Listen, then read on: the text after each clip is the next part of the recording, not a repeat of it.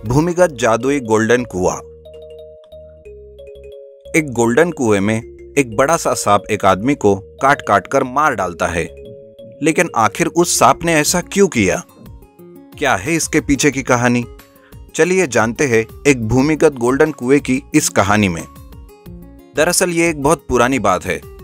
बसंतपुर नाम के गांव में शालिकराम नाम का एक आदमी रहता है। उसके गांव के पास ही एक घना सा जंगल होता है। उसे कभी किसी एक मांत्रिक ने बताया था कि इस जंगल में एक खजाना छुपा हुआ है, जिस वजह से वो खजाने की तलाश करने के लिए जंगल में जाता है। लेकिन खजाना ढूंढते ढूंढते उसे बहुत प्यास लग जाती है और वो काफी देर तक पानी के लिए जंगल में प्यासा घूमता ही रहता है। तभी उसे एक कुआं दिखता है।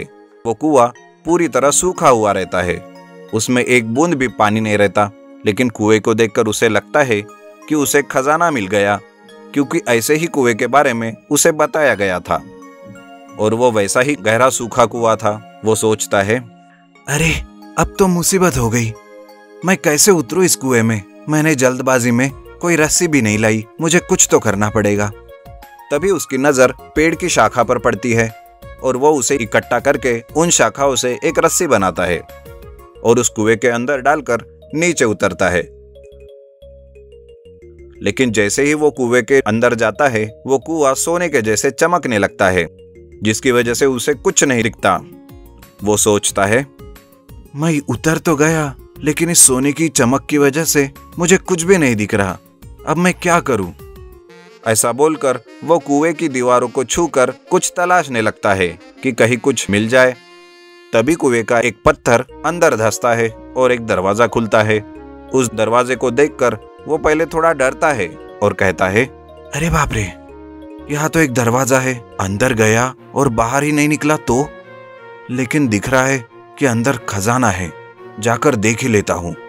शालिकराम हिम्मत करके उस दरवाजे से अंदर जाता है और जाते ही वो देखता है कि वो पूरा भूमिगत कुआं सोने से बना हुआ है। ये सोचकर शालिकराम जैसे ही खजाने को हाथ लगाता है, वहां से एक बड़ा सा सांप बाहर आता है और वो कहता है, अरे मूर्ख इंसान, तू यहाँ क्या मरने के लिए आया है?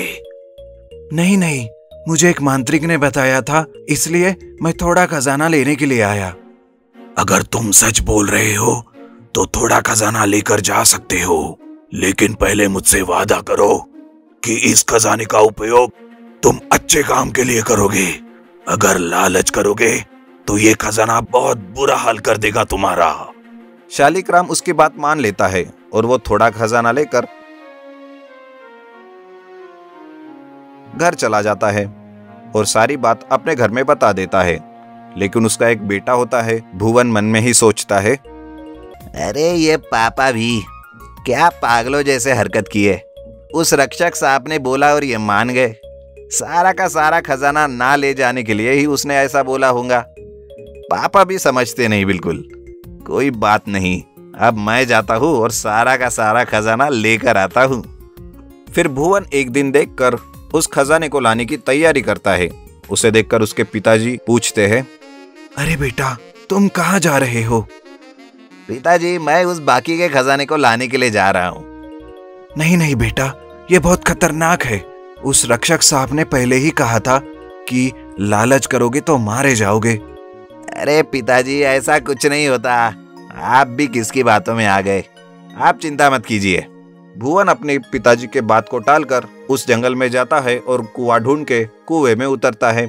जैसे ही वो उस खजाने के पास जाता है, वो रक्षक सांप आता है और कहने लगता है, अरे तुम्हारे शरीर से लालच की गंध आ रही है और ये भी पता चल रहा है कि तुम्हें पिताजी ने समझाने के बावजूद तुम यहाँ मरने के लिए आए हो।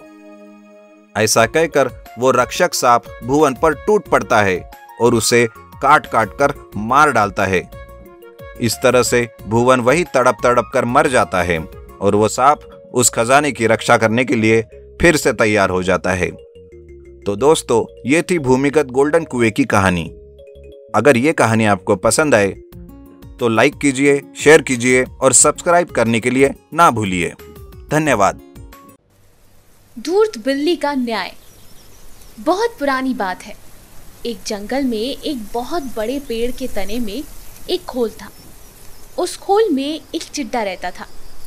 हर रोज वो खाना ढूंढने खेतों में जाया करता था और शाम तक लौट आता था।